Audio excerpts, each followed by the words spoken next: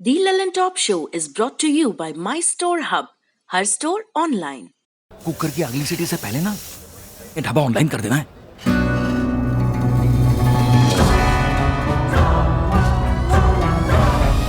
हम हो गए ऑनलाइन। आ गया है माई स्टोर ऐप। ये किसी भी स्टोर को ऑनलाइन करे सिर्फ 15 सेकंड में। माई स्टोर, अब हर स्टोर ऑनलाइन।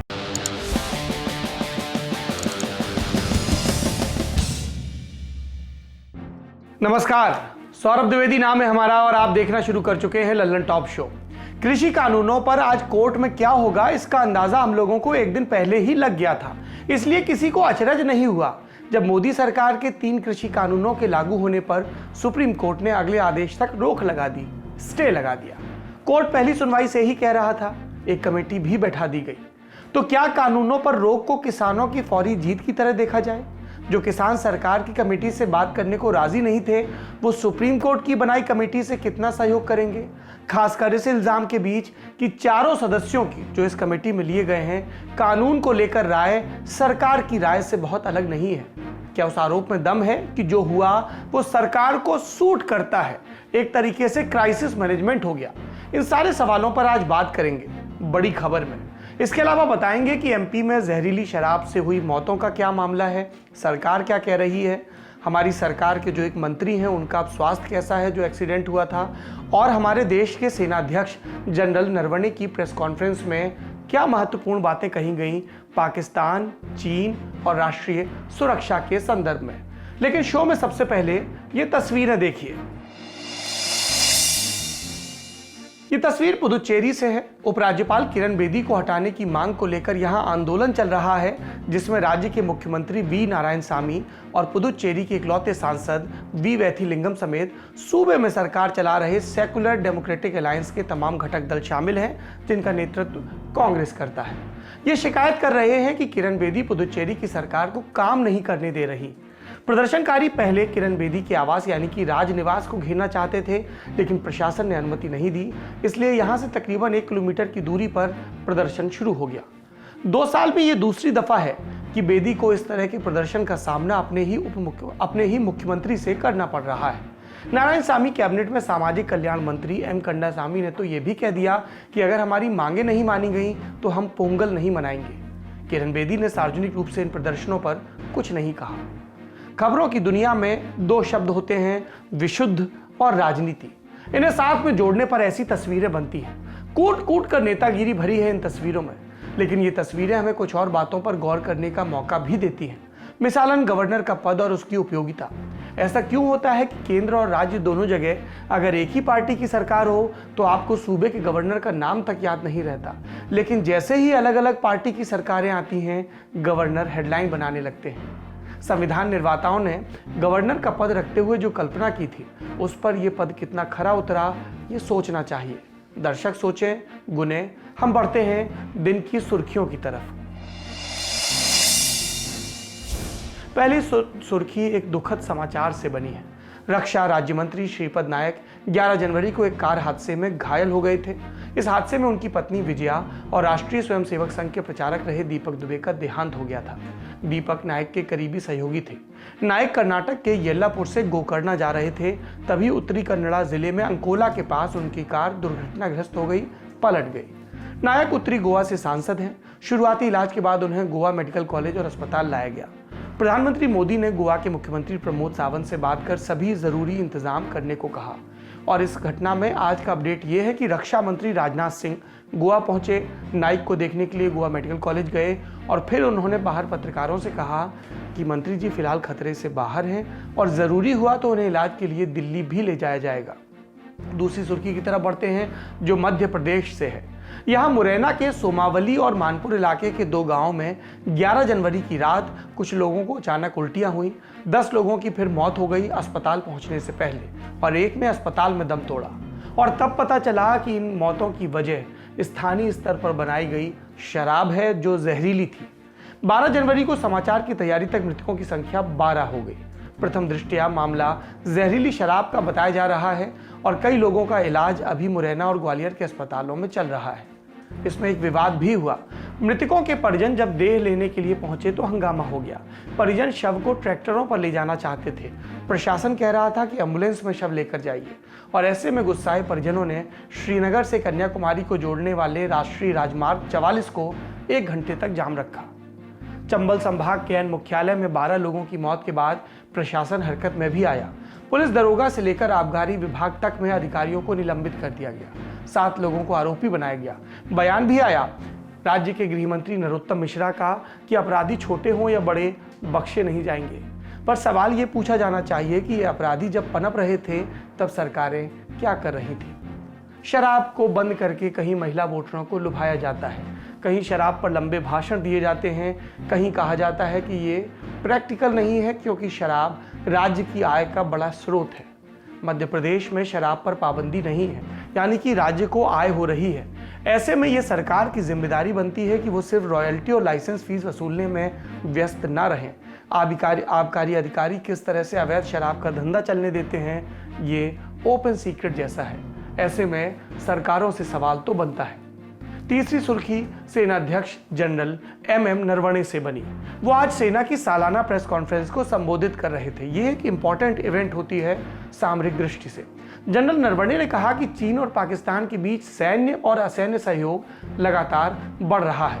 ये भारत के लिए खतरा बन सकता है और इस बात से इनकार नहीं किया जा सकता कि ये भारत के खिलाफ एक दूसरे का साथ देंगे। हाल में खबरें आई थी कि चीन ने अपनी तरफ वाली वास्तविक नियंत्रण रेखा से पीछे के इलाकों में कुछ सैनिकों को पीछे हटाया है। ये समझिए, फ्रंट लाइन से सैनिक नहीं हटाए हैं, लेकिन उनके बैकअप के लिए जो सैनिक थे लगभग 10,000, उनको पीछे किया गया है। इस अपडेट पर जनरल नरवणे ने कहा कि दूरदराज के इलाकों से सैनिक पीछे हटाने को ज्यादा महत्व नहीं दिया जा सकता।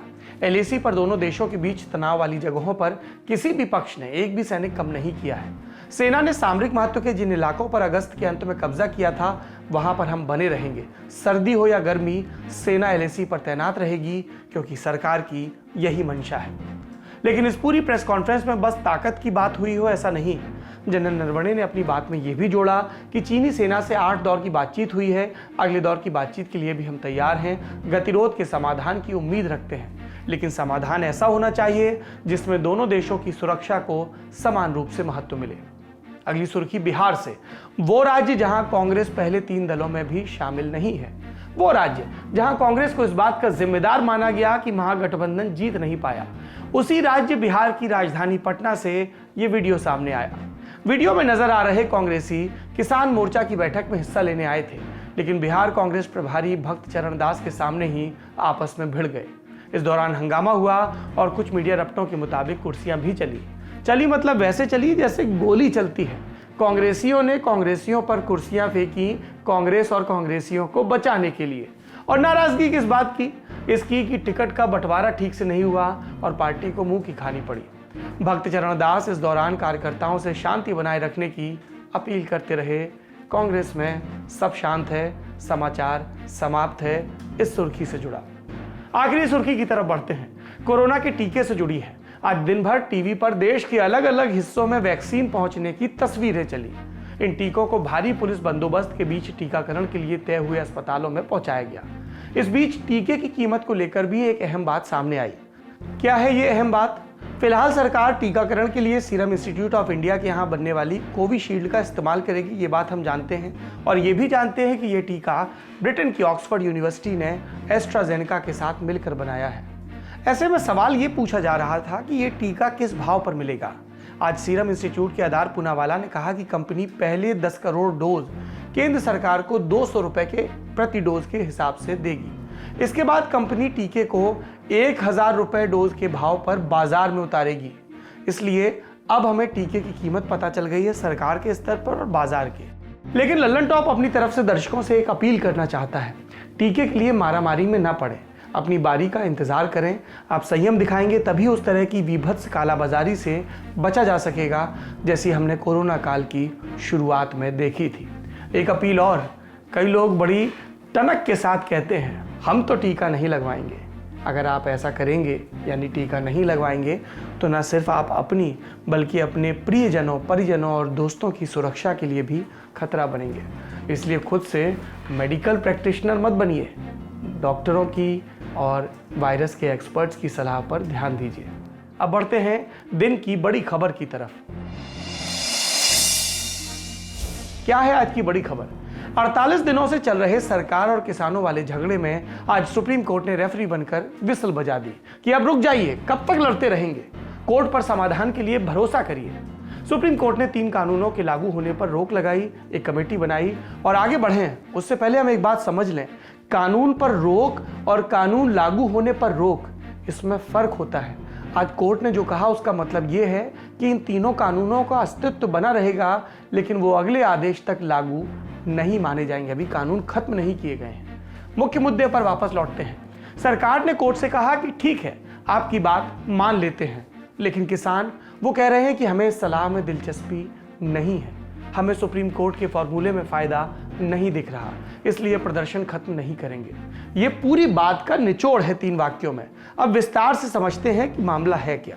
हम जानते हैं कि किसानों का प्रदर्शन जब शुरू हुआ तब से सरकार किसानों से कह रही है कि चलिए मिलकर एक कमेटी बना लेते हैं, जिसमें कुछ लोग हमारी तरफ से हो, कुछ आपकी तरफ से, और सब मुद्दों पर, आपत्तियों पर बात कर लें। लेकिन किसान यूनियन के नेताओं ने सरकार की ये बात नहीं मानी। अब सुप्रीम कोर्ट ने अपनी तरफ से कमेटी बनाई है और कहा है कि जो कमेटी के पास नहीं जाएगा उसके बारे में ये समझा जाएगा कि वो झगड़ा सुलझाना नहीं चाहता। तो सरकार जिस कमेटी की बात कर रही थी और सुप्रीम कोर्ट ने जो कमेटी बनाई, उसमें कितना अंतर है? कमेटी के मेंबर कौन हैं? किस तरह के रुझानों वाले हैं? कमेटी क्या करेगी और क्या इससे अब किसानों का प्रदर्शन खत्म हो सकता है? इस पर विस्तार से बात करने की जरूरत है। लेकिन उससे पहले ये जान लीजिए कि आज कोर्ट में जो बहस हुई वो क्या थी। कोर्ट की आज वाली सुनवाई से ये समझ आ जाएगा कि जो किसान या किसान संगठन तीनों कानूनों को रद्द करने से कम पर राजी नहीं, उन्हें लेकर सुप्रीम कोर्ट का क्या रवैया है और प्रदर्शन में खालिस्तानियों के शामिल होने पर मोदी सरकार ने आज कोर्ट में क्या कहा। भारत के मुख्य न्यायाधीश S A Bobde, justice as Bopanna और जस्टिस वी राम सुब्रमण्यम की बेंच ने आज इस मामले पर कल की सुनवाई को आगे बढ़ाया। बहस की शुरुआत की हरियाणा के किसानों के वकील ML शर्मा ने। कहा कि कल उन्हें पूरी बात रखने का मौका नहीं मिला था, इसलिए आज पक्ष रखना चाहते हैं। ML शर्मा ने कहा कि किसानों से उनकी बात हुई, किसान किसी कमेटी के सामने पेश नहीं होना चाहते, वो कानूनों को रद्द कराना चाहते हैं। शर्मा ने यह भी कहा कि सरकार किसानों की जमीन छीन लेगी। इस पर चीफ जस्टिस बोबड़े ने कहा कि किसानों की जमीन छीनने वाली बात किसने कही? किसी भी किसान की जमीन नहीं बिकेगी, ये बात हम अपने ऑर्डर में रखने के लिए तैयार हैं। फिर सवाल आया कि किसानों से प्रधानमंत्री ने बात क्यों नहीं की। वकील ML शर्मा ने बेंच को बताया कि अब तक प्रधानमंत्री ने प्रदर्शनकारी किसानों से बात नहीं की और इस पर सॉलिसिटर जनरल ने कहा कि कृषि मंत्री ने किसानों के साथ कई बैठकें की हैं। इस बहस पर चीफ जस्टिस ने कहा कि हम प्रधानमंत्री को ये नहीं बता सकते कि उन्हें क्या करना चाहिए। इसके बाद बात आई कि क्या दक्षिण भारत में भी किसान तीनों कानूनों के खिलाफ हैं। असल में तमिलनाडु से DMK के राज्यसभा सांसद तिरुचि शिवा की याचिका पर एडवोकेट विल्सन पेश हुए थे। उन्होंने कोर्ट में कहा कि जिस तरह से ध्वनि मत से संसद में बिल पास किया गया, हम तो उसके भी खिलाफ थे। चीफ जस्टिस ने कहा कि हमें तो अटॉर्नी जनरल ने कल ये बताया था कि दक्षिण में लोग इन 3 कानूनों का समर्थन कर रहे हैं। इस पर एडवोकेट विल्सन ने कहा कि विरोध में दक्षिण में भी रैली हो रही है, विजयवाड़ा जल रहा है, सरकार सुन नहीं रही। अब सबसे दिलचस्प बात समझिए। शुरू से सत्ताधारी पार्टी के कई नेता कह चुके हैं कि प्रदर्शनों में खालिस्तानी शामिल हैं। हालांकि मोदी सरकार में कैबिनेट कमेटी ऑन सिक्योरिटी में बैठने वाले रक्षा मंत्री राजनाथ सिंह ने स्पष्ट किया था कि ये बातें गलत हैं, उन्होंने खारिज किया था। लेकिन आज यही बात कोर्ट में फिर उठा दी गई। केंद्र का पक्ष रखने के लिए अटॉर्नी जनरल, सॉलिसिटर जनरल और वकीलों की पूरी फौज सुप्रीम कोर्ट में होती है। इसके बावजूद ऐसे मामलों में हरीश साल्वे सुनवाई मिस नहीं करते, आज भी नहीं की। उन्होंने कोर्ट में कहा कि यह सुनिश्चित होना चाहिए कि 26 जनवरी को प्रदर्शनकारी कुछ नहीं करेंगे। इस पर चीफ जस्टिस ने कहा कि इस बात पर तो किसानों के वकील दुष्यंत दवे पहले ही कोर्ट को भरोसा दे चुके हैं कि रिपब्लिक डे पर गणतंत्र दिवस के आधिकारिक कार्यक्रम में दखल देने की योजना नहीं है, ट्रैक्टर रैली राजपथ की ओर नहीं जाएगी। ऐसे में हरीश साल्वे ने कहा कि सिख फॉर जस्टिस संगठन का प्रदर्शन में शामिल होना चिंता की बात है, क्योंकि ये संगठन खालिस्तान की मांग करता है। इंडियन किसान यूनियन की तरफ से पहुंचे वकील नरसिम्हन ने कोर्ट को बताया कि एक प्रतिबंधित संगठन इस आंदोलन में हिस्सा ले रहा है और इस बिंदु पर मोदी सरकार के जो सबसे बड़े वकील हैं यानी कि अटॉर्नी जनरल के वेणुगोपाल, उन्होंने भी कहा कि हमारी जानकारी के हिसाब से एक प्रतिबंधित संगठन प्रदर्शनकारियों को भटका रहा है। इन दलीलों को सुनने के बाद चीफ जस्टिस ने सरकार के वकील को निर्देश दिया कि आप इंटेलिजेंस एजेंसियों की रिपोर्ट के आधार पर कोर्ट में हलफनामा दीजिए कि कोई भी प्रतिबंधित अलगाववादी या आतंकवादी संगठन यदि हिस्सा ले रहा है तो उसके बारे में क्या रपट है। कोर्ट ने यह भी कहा कि कानून व्यवस्था बनाए रखना हमारा काम नहीं है, ये पुलिस का काम है। अब कमेटी की बात पर आते हैं, जो हम कहते हैं कि जजमेंट का ऑपरेशनल पार्ट। सुप्रीम कोर्ट ने 4 सदस्यों की एक कमेटी बनाई। इन चारों सदस्यों के बारे में विस्तार से बताएंगे, पर पहले यह समझिए कि कमेटी करेगी क्या। चीफ जस्टिस ने कहा कि हम कमेटी अपने लिए बना रहे हैं, ये कमेटी सुप्रीम कोर्ट को रिपोर्ट देगी। हम समस्या का समाधान चाहते हैं, हमने जमीनी हकीकत जानने के लिए कमेटी बनाई है। कोर्ट ने यह भी कहा कि इसमें कोई राजनीति नहीं है और सभी को कोर्ट का सहयोग करना चाहिए। चीफ जस्टिस के शब्द क्या थे? You cannot accept the court when it suits you and reject it when it doesn't suit you. You will have to cooperate with us. You cannot tell your clients all negative things. मतलब आप supreme court की बात को अपनी सुविधा के हिसाब से अपना या खारिज नहीं कर सकते, आपको सहयोग करना होगा। आप अपने मुवक्किलों को सिर्फ नकारात्मक बातें नहीं बता सकते। इसके आगे कोर्ट ने वकीलों से कहा कि किसान संगठनों को समझाइए कि वो कमेटी से बात करें। चीफ जस्टिस ने कहा कि अगर वो इस झगड़े को सुलझाना चाहते हैं तो हम ये नहीं सुनना चाहते कि वो कमेटी के सामने नहीं जाएंगे। आज की सुनवाई में किसान संगठनों की तरफ से जो बड़े वकील थे, 4 थे ऐसे नाम, दुष्यंत दवे, प्रशांत भूषण, एच.एस. फुल्का और कोलिन गोंजाल्विस, वो शामिल नहीं हुए। इन्होंने कल कहा था कि वो कमेटी के बारे में अपने क्लाइंट्स यानी किसानों से राय लेंगे और अपनी राय कोर्ट में रखेंगे। लेकिन आज की सुनवाई में जब चारों को गैर मौजूद देखा गया तो वकील हरीश साल्वे ने कहा कि ये वकील कल तो कह रहे थे कि ये 400 संगठनों के लिए पेश होते हैं, लेकिन आज इनका ना आना चिंता की बात है। इस पर चीफ जस्टिस ने कहा कि हमने कल ही उनको सुन लिया था। हरीश साल्वे ने इसके बाद कहा कि ऐसा नहीं लगना चाहिए कि कमेटी सिर्फ एक पक्ष की जीत है।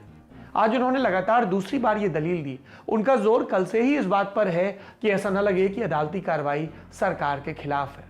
वैसे सुप्रीम कोर्ट ने साल्वे की चिंता का समाधान करते हुए कहा कि ये न्याय की जीत होगी। अब सवाल आता है कि सरकार जो कमेटी बनाना चाहती थी उसमें और सुप्रीम कोर्ट ने जो कमेटी बनाई उसमें क्या अंतर है।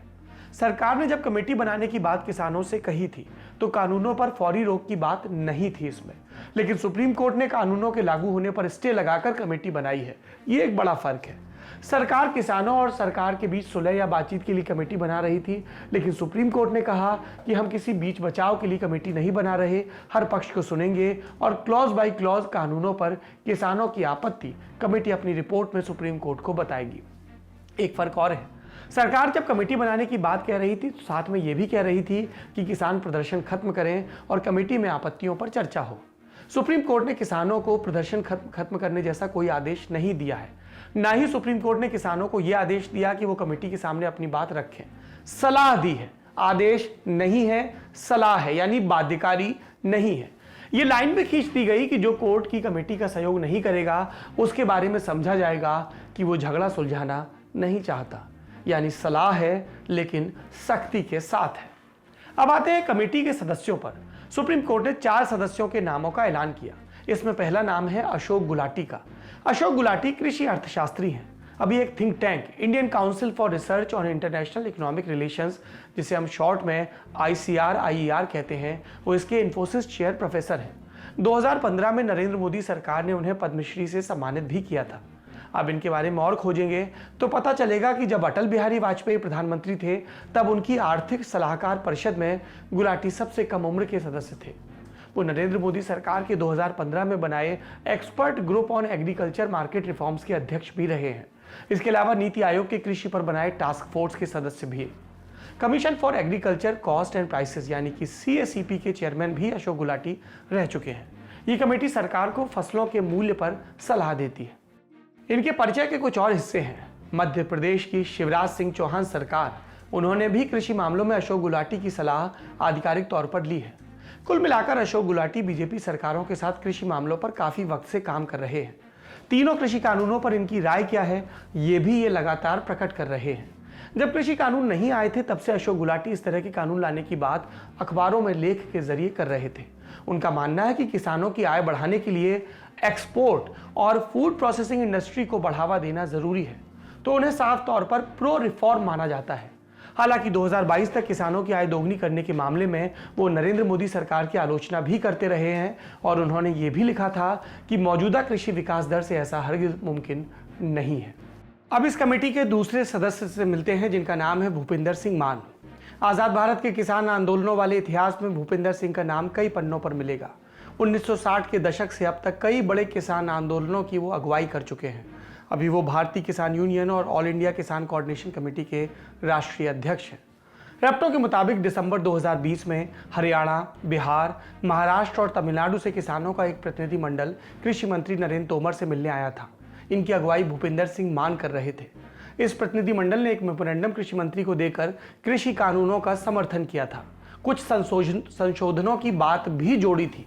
मान ने तब कहा था कि कृषि को कॉम्पिटिटिव बनाने के लिए सुधार तो जरूरी हैं, लेकिन किसानों के हितों की हिफाजत होनी चाहिए। मान क्या संशोधन चाहते हैं, ये भी उन्होंने बताया था कि एमएसपी पर ही खरीद हो, इस पर कानून बने। चाहे सरकारी खरीद हो या प्राइवेट, कोई भी एमएसपी से कम पर ना खरीदे और जो कम खरीदे तो उन पर कार्रवाई हो। कमेटी में तीसरा नाम प्रमोद कुमार जोशी का। ये भी कृषि अर्थशास्त्री हैं। International food policy research institute में साउथ एशिया के निदेशक हैं। कृषि शोध के क्षेत्र में बड़ा नाम। प्रमोद जोशी का फाइनेंशियल एक्सप्रेस में 15 दिसंबर 2020 का एक लेख मिलता है, जिसमें वो कहते हैं कि मोदी सरकार के सकारात्मक रवैये के बावजूद किसान सुलह नहीं करना चाहते। एक दूसरे मौके पर कहते हैं कि एमएसपी कानून का हिस्सा कभी नहीं हो सकता। ये दुनिया में कहीं नहीं हुआ आज तक। 2014 की मिंट में एक रिपोर्ट छपी थी, जिसमें जोशी का कथन था कि जिसमें वो कथन में कह रहे थे कि मंडी सिस्टम को ओवरराइड करने और आवश्यक वस्तु अधिनियम में संशोधन की जरूरत है। अब इससे आप कृषि कानूनों पर उनका रुख समझ सकते हैं। कमेटी में चौथा और आखिरी नाम अनिल घनवट का। वो महाराष्ट्र के किसान नेता हैं, शेतकारी संगठन के अध्यक्ष हैं और किसान कानूनों पर सरकार की तरफदारी करते रहे हैं। अक्टूबर में शेतकारी संगठन ने किसान कानूनों के समर्थन में कार्यक्रम भी रखा था। कृषि मंत्री नरेंद्र तोमर का उसके बाद बयान आया था कि 40 साल में पहली बार किसानों को ओपन मार्केट का लाभ मिलेगा। हालांकि शेतकारी संगठन भी कानूनों में कुछ संशोधन की बात कर चुके हैं। हमने आपको सुनवाई की जानकारी दी, कमेटी में शामिल विशेषज्ञों के बारे में बताया और यह भी कि किसान नेता इनसे बात करेंगे कि नहीं, और अगर करेंगे तो कितने सहज होंगे, इसे लेकर भी चिंताएं हैं। क्योंकि ये समझने के लिए ना कृषि ना कानून का विशेषज्ञ होने की जरूरत है कि कमेटी में आम राय क्या है। किसान नेताओं ने सुप्रीम कोर्ट वाले सुझाव पर अपनी प्रतिक्रिया भी दी है, सुनिए। देखो, उन्होंने रोक दिया है। हमारी कमेटी है, हम उसमें बातचीत करेंगे वहां पे, और उसके बाद ही हम पूर्ण रूप से कोई इस पे जवाब देंगे। जो लीगल वे हैं उनसे बातचीत हम करेंगे। उनसे हमारी डिमांड ये थी कि ये कानून वापसी हो। हमारी स्टे की तो बात थी नहीं हमारी। तो अब क्या, अगर कानून वापसी नहीं है तो क्या आंदोलन की ये आप जीत मानेंगे? 4 मेंबर की कमेटी बनी है, कानून के अमल पर रोक लगा है, किस तरीके से आप देखते हैं? देखो, इसमें हार और जीत का सवाल नहीं है। जीत तो वही जाए, सरकार ही जीत जाए। हमारे ये वापसी ले लो, एमएसपी पे कानून बना दो और सरकार ही जीत जाओ। जीत का सेहरा वो अपने सिर ही बांध दो। भाई जीतेगी तो सरकार ही, वो वापसी लेगी तो वही तो कहेगी ना हमने जनता की आवाज को मान लिया। वे आज मान लो, वे फरवरी में मान लो, वे मई में मान लो, मानना सरकार को पड़ेगा। सुप्रीम कोर्ट ने एक आज फैसला किया है जो हमें मीडिया के जरिए ही पता चला है। अभी तक उसकी कॉपी या उसके बारे में डिटेल्स हमें नहीं मिली है। लेकिन जैसे डॉक्टर दर्शनपाल जी ने कहा कि हम समझते हैं कि सरकार की ये शरारत है कि वो अपने ऊपर से ये प्रेशर कम करने के लिए सुप्रीम कोर्ट के जरिए ये कमेटी वगैरह ले आई, जिसका हमने कल ही विरोध कर दिया था कि हम ऐसी कमेटी के सामने पेश नहीं होंगे। हमारा आंदोलन एज इट इज सरकार के साथ चलता रहेगा। दूसरी बात, वो कमेटी भी जो बनी है, ये डायरेक्टली और इनडायरेक्टली किसी भी तरह हम उसको नहीं मानते, लेकिन वो सारे के सारे जो कमेटी के मेंबर्स हैं वो प्रो गवर्नमेंट है। सारे वो लोग हैं जो अब तक सरकार के कानूनों को सही ठहराते रहे हैं, और ऐसे लोगों से कभी भी वो किसान के आंदोलन के बारे में ठीक उनकी राय होगी जो आर्टिकल लिख लिख के प्रेस में जस्टिफाई करते रहे हैं कि कानून ठीक है, तो ऐसी कमेटी को तो बिल्कुल ही कोई मान नहीं सकता। वैसे भी हम असूली तौर पे क्लियर है कि ये कमेटियां ये सब कुछ इशू को ध्यान डाइवर्ट करने के लिए है ताकि सरकार से प्रेशर कम हो जाए। तो हमने तय किया है कि हमारा ये आंदोलन चलता रहेगा। सरकार और आंदोलनरत किसान नेता अपनी लीक छोड़कर कुछ कहें, इसकी संभावना यूं भी कम रहती है। तो हमने आज के फैसले पर कृषि विशेषज्ञ देवेंद्र शर्मा से बात की।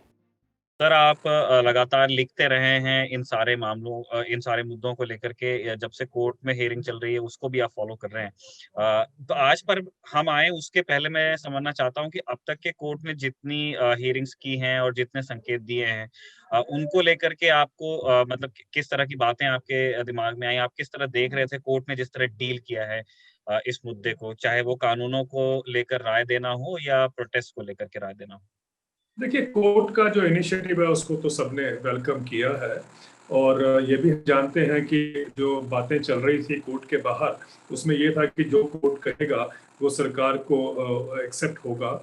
और कई लोग ये कह रहे थे कि भाई कोर्ट्स के ऊपर ही उसको मतलब एक तरह का सरकार वेट कर रही थी कि वो जो कहेंगे शायद वही एक इसका समाधान या रास्ता निकालेगा इस डेडलॉक के बीच में से।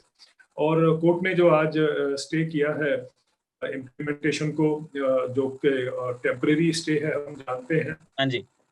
और उसमें एक कमेटी का गठन किया गया है जो किसानों से बात करके उनकी चिंता को और उनकी जो सोच है उसको इनकॉर्पोरेट करेगी, ये कोर्ट का कहना है। लेकिन जो जो कमेटी जो बनाई है, एक्सपर्ट कमेटी जो बनाई है, 4 मेंबर्स की कमेटी जो बनाई गई है, उसके ऊपर सोशल मीडिया पर तो बहुत ही सवाल खड़े हुए हैं।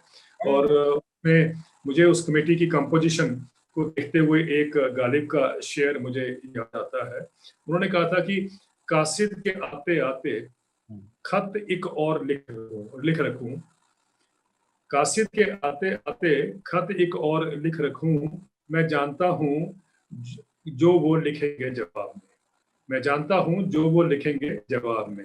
यानी कहने का तात्पर्य यह हुआ कि ये जो कमेटी सरकार ने बनाई है, उस कमेटी का जो आउटकम होगा वो तो पहले ही प्री ऑर्डेंड है, या हम समझ सकते हैं क्या होगा, क्योंकि ये चारों सदस्य जो है माननीय है, इसमें कोई शक नहीं, लेकिन चारों सदस्य जो हैं ये रिफॉर्म्स के प्रति या सेंट्रल लॉज के प्रति इन्होंने अपनी निष्ठा को जाहिर किया था।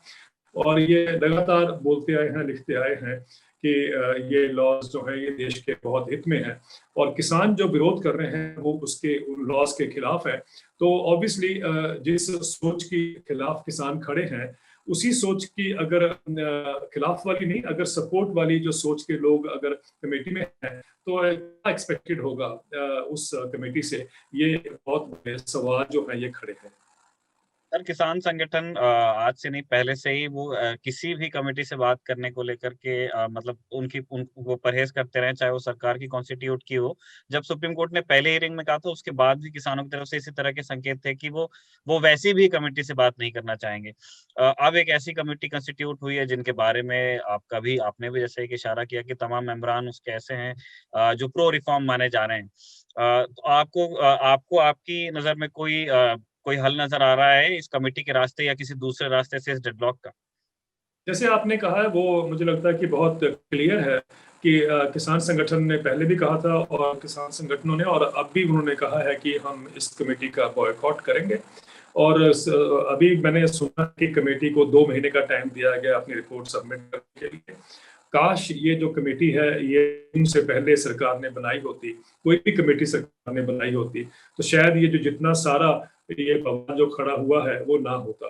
कहने का मतलब है कि एक डिलिब्रेशन और डिस्कशन के बाद ही डेमोक्रेसी में लॉज को लेके आना चाहिए, जो कि इतनी बड़ी पॉपुलेशन को उसमें इन्वॉल्व करते हैं, तो और वो स्टेक होल्डर्स हैं। तो मुझे लगता है बहुत ही महत्वपूर्ण अगर ये कदम लिया होता तो आज शायद हम इस दिक्कत से नहीं जूझ रहे होते।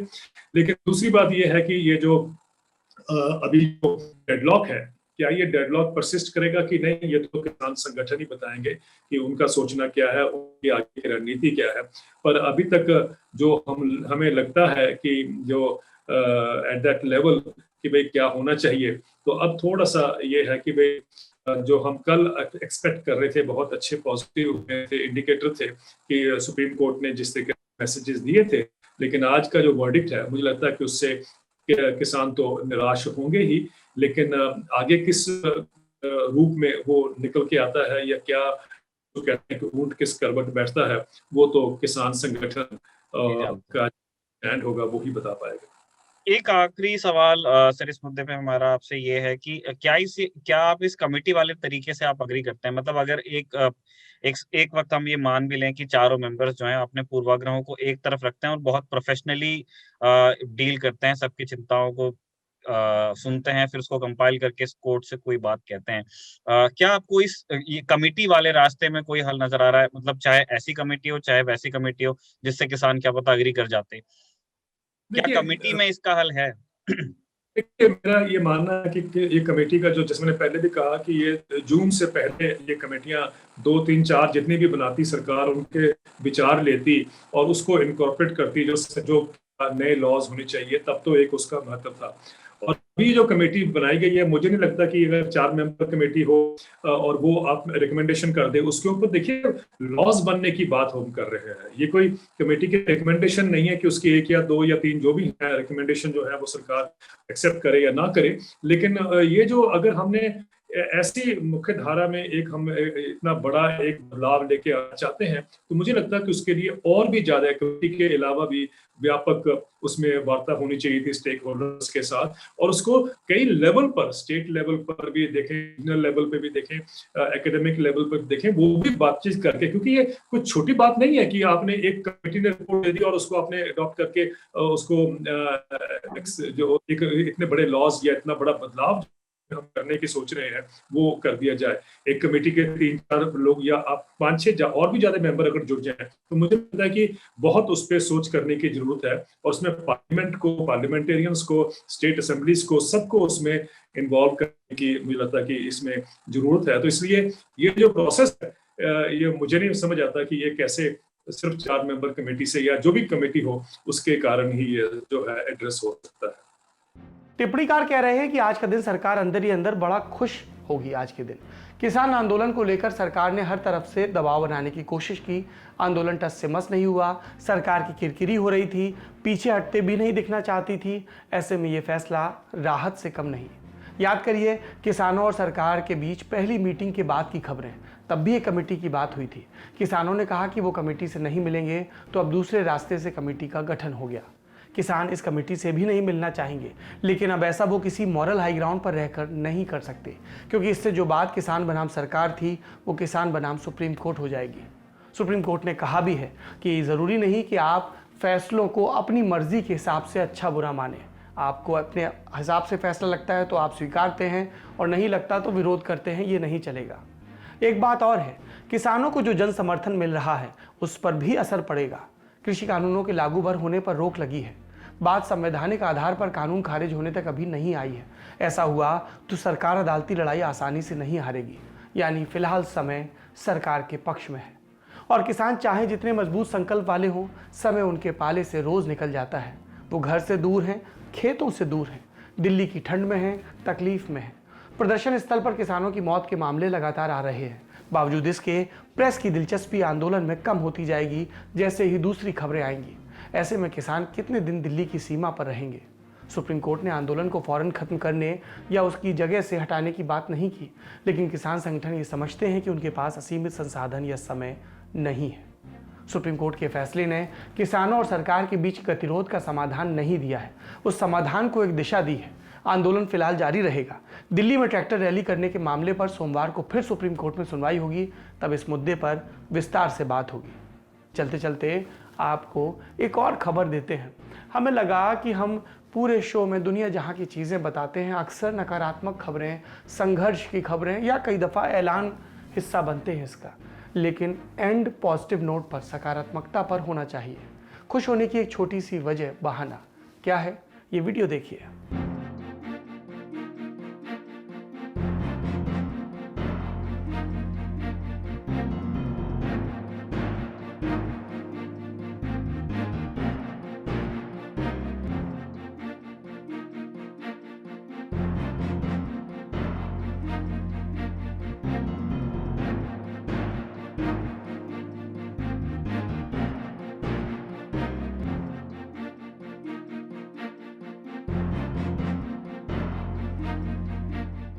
ये वीडियो छत्तीसगढ़ के सुदूर नक्सल प्रभावित गांव हड़ेली का है। लॉकडाउन की वजह से हम जानते हैं कि स्कूल बंद है। ऐसे में आईटीबीपी यानी इंडो तिब्बत बॉर्डर पुलिस और जिला पुलिस के जवान आगे आए और मिलकर बच्चों के लिए ऑनलाइन क्लास शुरू की। अब ऑनलाइन क्लास तो शुरू हो गई, लेकिन गांव में नेटवर्क की समस्या भी होती है। इसका भी तोड़ निकाला गया। डोंगल को या मोबाइल को रस्सी के सहारे पेड़ पर ऊंचाई पर टांगा गया। नेटवर्क मिला, क्लास शुरू हो गई। जवानों ने बच्चों को पढ़ाने के लिए प्रोजेक्टर भी लगाए, जिसके जरिए बाहर के टीचर भी इस मुहिम से जुड़ पाए। नक्सल प्रभावित गांव के लोगों में इसी तरह की पहल की ज़रूरत है। आईटीबीपी के इन जवानों को हमारा सलाम पहुंचे। आज के शो में इतना ही। शिक्षा सभी तरह की मुक्ति के द्वार खोलती है, सा विद्या या विमुक्ति। इसलिए शिक्षित होने पर जोर दीजिए और कोशिश करिए कि आप कम से कम एक बच्चे की पढ़ाई का जरिया बन सकें, अपने हिस्से का सहयोग दे सकें। आज के लिए इतना ही। कल एक बार फिर आपसे मुलाकात होगी, ऐसी उम्मीद है। शुक्रिया, शुभ रात्रि। अपनों और अपनों का बेपनाह ख्याल रखिए। सिर्फ सच्ची सहेली ही है महिलाओं के उन मुश्किल दिनों की हर समस्या, जैसे कठिन दर्द, थकान व कमजोरी जैसी सभी प्रॉब्लम्स के लिए नंबर 1 औषधि एवं टॉनिक।